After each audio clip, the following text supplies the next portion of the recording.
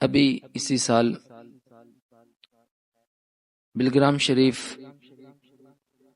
سرکار میر محمد صاحب دعوت الصغریٰ رضی اللہ تعالی عنہ کے عرس پاک میں حاضر ہونے کا شرف حاصل ہوا، تو وہاں سے ایک برکات میلاد مصطفیٰ صلی اللہ تعالی علیہ وسلم کے نام سے موسوم یہ کتابچہ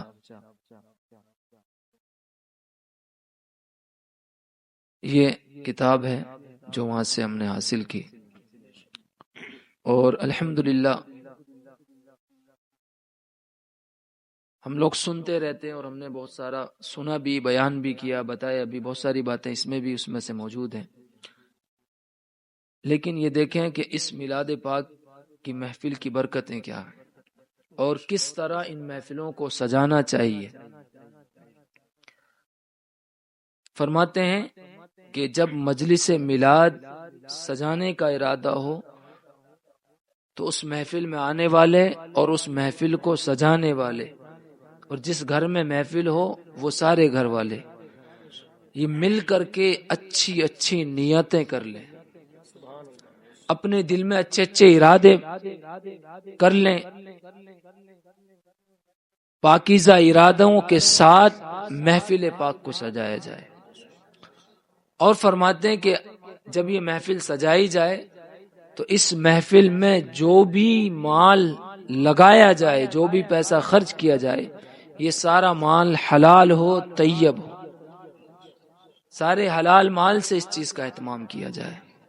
صاف ستھرا مال خرچ کیا جائے۔ اور صرف مال ہی صاف ستھرا نہ ہو بلکہ جس جگہ جس گھر میں جہاں بھی محفل میلاد سجائی جائے وہ جگہ بھی پاک صاف ستھری ہونی چاہیے۔ اور فرماتے ہیں کہ جب ایسی محفلیں مبارک اور ایسی محفلیں نور منعقد کی جائے تو وہاں پر لوبان کی دھونیاں دی جائیں، وہاں پر خوشبوؤں سے ساری محفل کو معطر کیا جائے، محفل کے اندر جو ہے بار بار گلاب، کیوڑا ایسی چیزوں کے چھڑکاؤ کیے جائیں۔ اور فرماتے ہیں جو حاضرین آتے ہیں، جو مرد حضرات آتے ہیں، ان کو بھی جو ہے اچھی اچھی خوشبو لگائی جائے۔ اور الحمدللہ اللہ کا شکر، اس کا احسان کہ یہ محفل جب سے ہم لوگ سجا رہے ہیں الحمدللہ، تو اس محفل میں آنے والوں کو پہلے ہی دن سے ہی تاکید کی جاتی ہے کہ باوضو ہو کر کے آیا کریں۔ تو اس برکات میلاد اس کتاب کے اندر بھی اس چیز کا ذکر کیا گیا، اور لکھا ہے کہ جو حاضرین آئیں، جو محفل میں شریک ہوں، وہ لوگ سب باوضو ہوں، وضو کے ساتھ آئیں، وضو کر کے بیٹھیں، اور صاف ستھرے پاک و سنجیدہ اسلامی لباس پہن کر کے ایسی محفلوں میں بیٹھیں۔ جیسا کہ الحمدللہ اس محفل کی ابتدا میں ہماری بہت ساری بہنوں نے بتایا، میں نے ان سے ان کے ذوق کے لیے اور اس اچھے عمل پر اس اچھی نیت پر ان کو عمل کرنے کے لیے میں نے ابتدا میں بتایا تھا کہ ہر جمعرات کو اس محفل کی نسبت سے میں نے یہ اہتمام کیا کہ میں ہر جمعرات کو غسل کرتا ہوں، اور اپنے جو کپڑے جمعے کو بدلنے رہتے ہیں میں وہ جمعرات کو اس محفل کی نیت سے پہن لیتا ہوں۔ تو ہماری ماں بہنوں نے، بہت ساری ماں بہنوں نے الحمدللہ، بہت سے بھائیوں نے اس چیز کا اہتمام کیا۔ ایسا نہیں، لوگوں کو بتایا جائے، ان کو شوق دلایا جائے، تو ہمارے بھائی بھی، اسلامی بھائی بھی اس چیز پر عمل کرتے ہیں، اگرچہ وہ چیز ان کے ذہن و دماغ میں نہ ہو، لیکن بتائی جائے تو لوگ عمل کرتے ہیں، ایسا نہیں الحمدللہ۔ تو کیا کیا جائے؟ ان محفلوں میں اچھے لباس پہنا جائے، اور فرماتے ہیں علماء کرام کو دعوت دی جائے، اور نیک لوگوں کو میلاد پڑھنے کے لیے بلایا جائے۔ اور فرماتے ہیں کہ اگر جو گھر میں محفل کرا رہا ہے، اگر وہ کسی عالم دین کو اپنی محفل میں بلاتا ہے تو اس کو چاہیے کہ اس عالم دین کو نذرانہ بھی پیش کرے،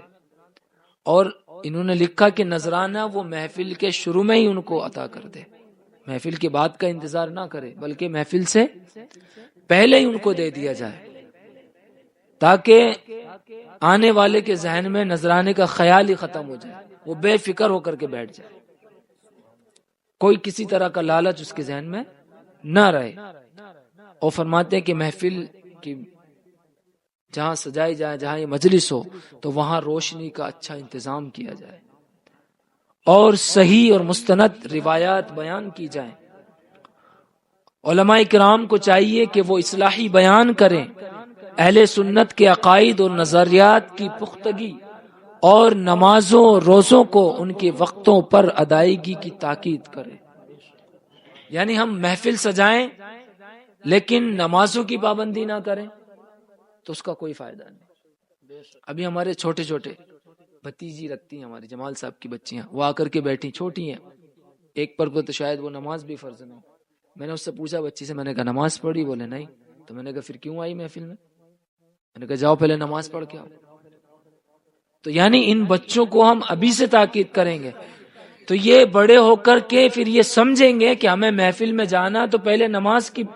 نماز ادا کرنا ہے ہمیں، یعنی نماز کی اہمیت بھی ان کے دلوں میں پیدا ہوگی اور ان محفلوں کی محبت بھی ان کے دلوں میں پیدا ہوگی۔ تو یہ ہمارے اوپر ہے، ہم اپنے بچوں کو کس طرح سے تربیت دیتے ہیں۔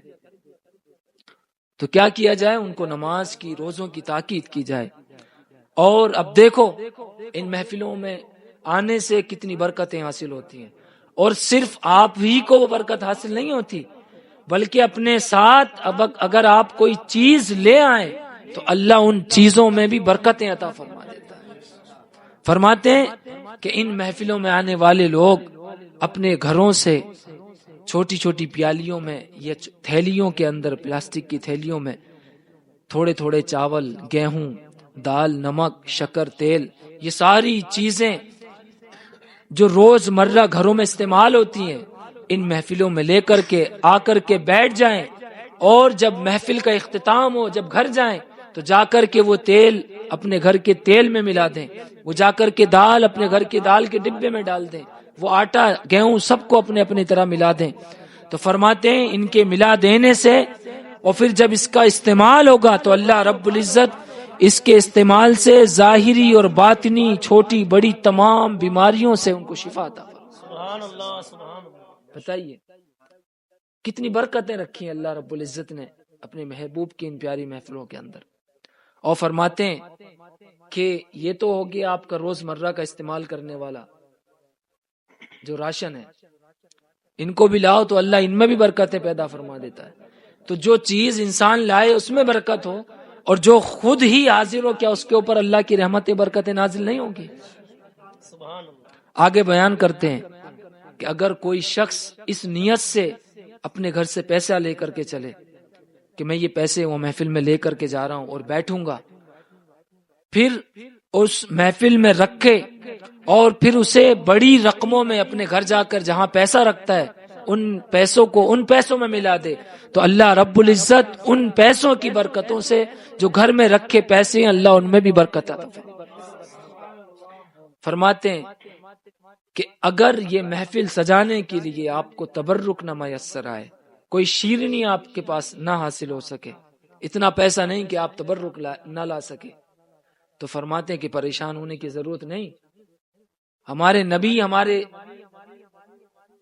آقا علیہ الصلوۃ والسلام اپنے امتیوں کے تبرک کے یا شیرنی کے محتاج نہیں، بلکہ آپ ان کی محفل سجاؤ اور پانی لے کر کے بیٹھ جاؤ تو وہ پانی سے بھی خوش ہو جائیں گے۔ اور فرماتے ہیں کہ وہ صرف پانی تبرک نہیں بنے گا، بلکہ فرماتے ہیں کہ پانی بڑے برتن میں لے لیا جائے اور بعد محفل سارے سامعین کو، آنے والوں کو، گھر والوں کو تھوڑا تھوڑا پلا دیا جائے،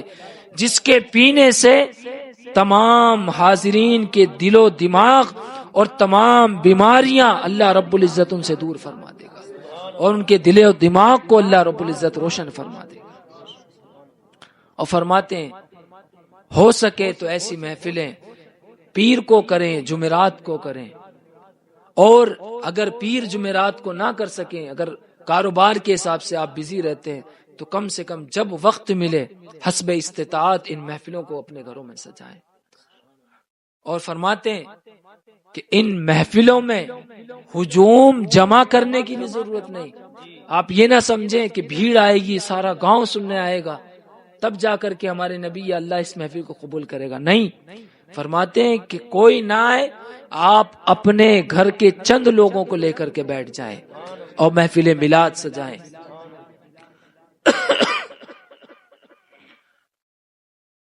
اور فرماتے ہیں کہ یہ محفل جس جگہ پہ کی جائے اللہ رب العزت اس جگہ پر اپنی رحمتوں برکتوں کا نزول فرماتا ہے.